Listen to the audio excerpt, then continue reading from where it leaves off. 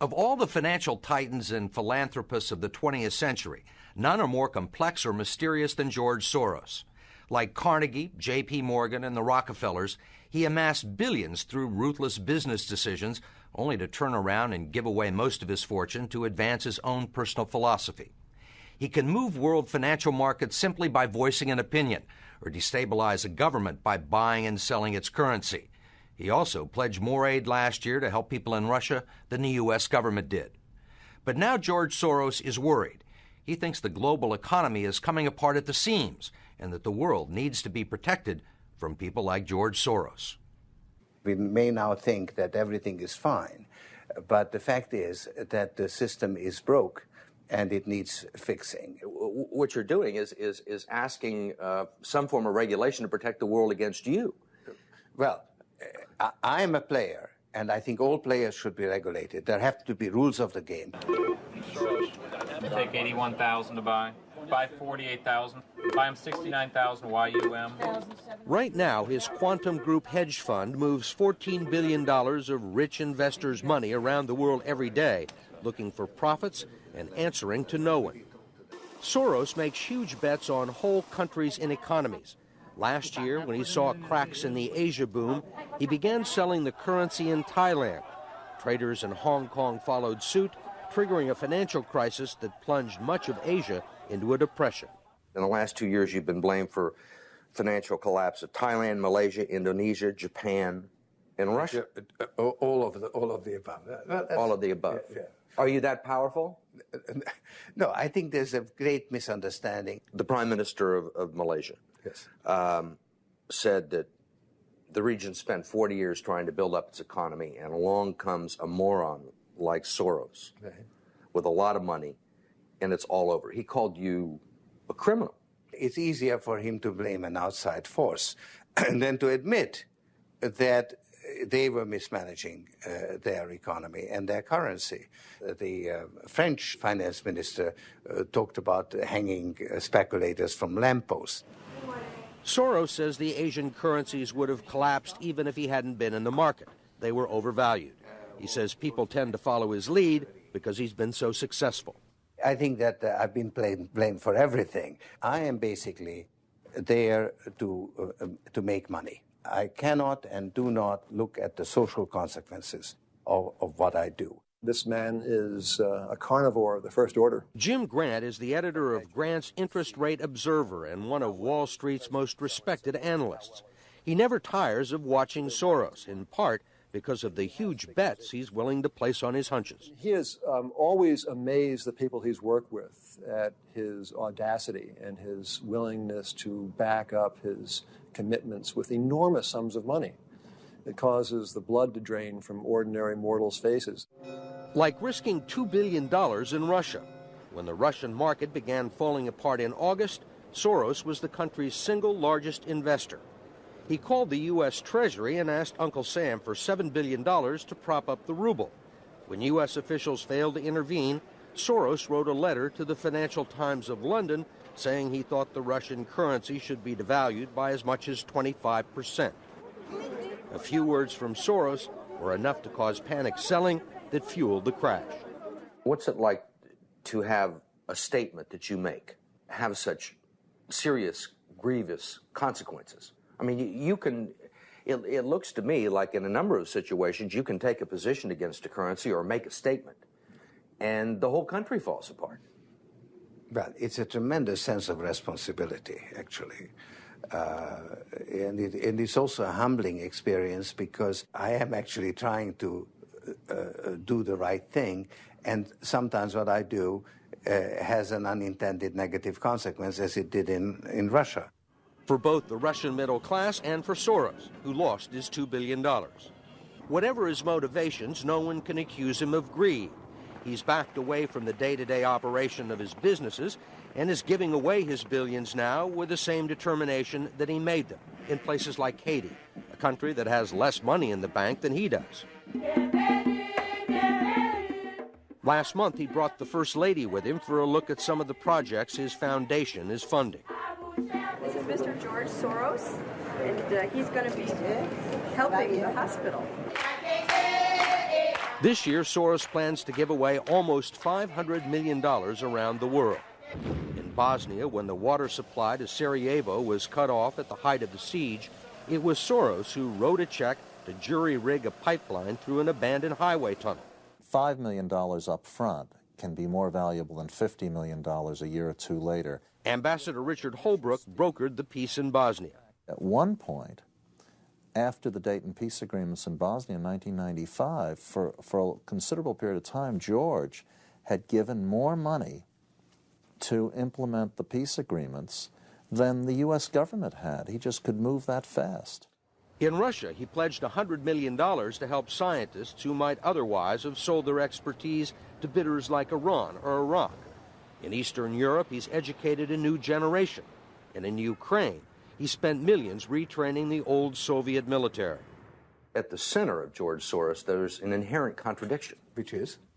Which is, on one hand, you're the capitalist who does not care about the social consequences of his act, and on the other hand, you are a philanthropist who cares only about social consequences. How do you resolve the two? Recognizing that as a competitor, I've got to compete to win. As a human being, I am concerned about the society in which I live. Which George Soros am I talking to now? The amoral George Soros or the moral George Soros? It's one person.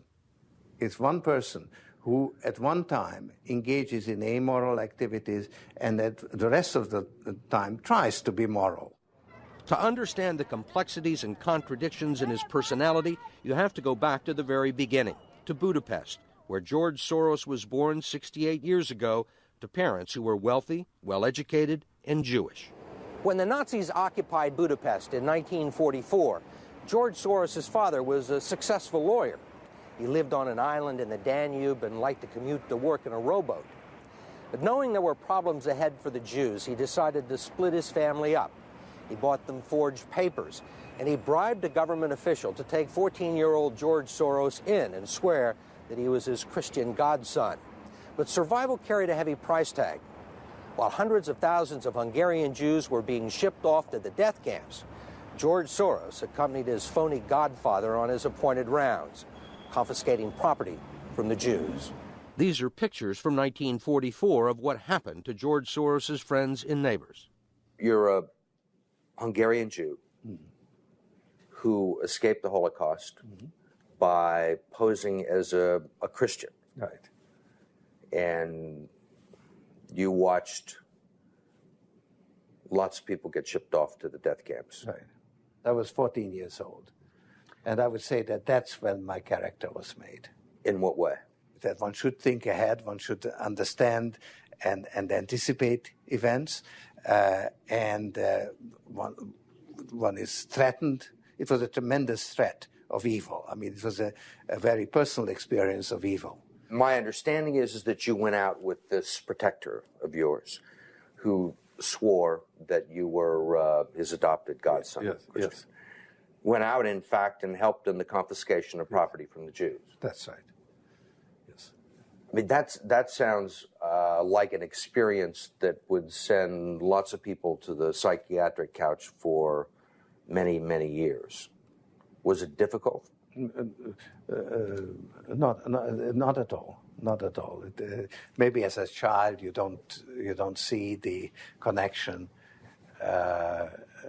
but it created no problem at all. No feeling of guilt. No. For example, that I'm Jewish, and here I am watching these people go. I could just as easily be there. I should be there. None of that. Well, of course, I could be on the other side, or I could be the one from whom the thing is being taken away.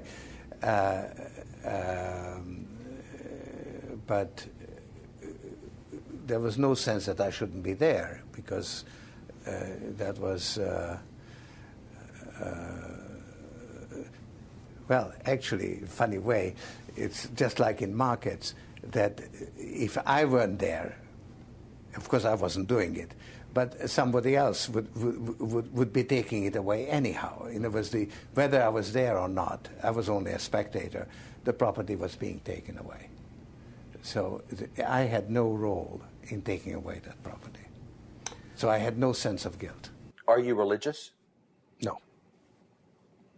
Do you believe in God? No. Soros told us he believes God was created by man, not the other way around, which may be why he thinks he can smooth out the world's imperfections. When we went with him to Ukraine, he was treated like a visiting head of state and was received by the president. Then he was received by the prime minister and finally the central bank. 20% in cash. They even allowed him to look at the books and asked him for advice. Lots of people want George Soros' advice. Most recently, South African President Nelson Mandela. Actually, President Mandela asked me, how could South Africa protect itself against speculators like you? And I told him, I wrote him a memo, trying to give him the best advice I could, how to reduce the exposure of South Africa to speculative attack. That's the old stop me before I kill again approach, right? Well, you're telling this is what you can do to stop me. Whether I or somebody else does whatever is happening in the markets, it really doesn't make any difference to the outcome. I don't feel guilty because I'm engaged in an amoral activity which is not meant to have anything to do with guilt. Part of the reason he is so rich is that the Soros hedge funds operate offshore in the Netherlands Antilles to avoid scrutiny by the Securities and Exchange Commission. So even while Soros tells Congress and the Treasury that hedge funds must be regulated to stop the global crisis, he's avoiding the rules. Why is it that Americans can't invest in the quantum fund? It's an offshore fund. Why is that? Because the fund is not registered with the Securities and Exchange Commission.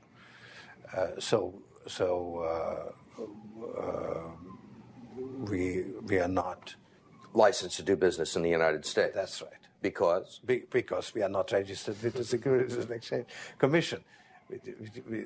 Because we find it more convenient to operate without it. So in some ways it's to escape regulation. Yeah, that's right. But you've been sitting here talking about the need for regulation. Yes, and whatever regulations are imposed, we will obey.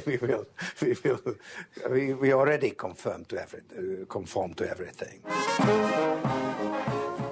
If the beneficiaries of Soros's billions do not understand the intricacies of SEC rules and offshore hedge funds, they do understand what he's done for them. The president of Haiti is reading his new book, The Crisis of Global Capitalism, and so is President Clinton. Will all the attention spoil George Soros? George Soros, in a way, is Donald Trump without the humility. One of your money manager told us that George really does think he's a god. I mean, if you think that you're God and you go into financial markets, you're bound to come out broke. So the fact that I'm not broke shows that I don't believe that I'm God.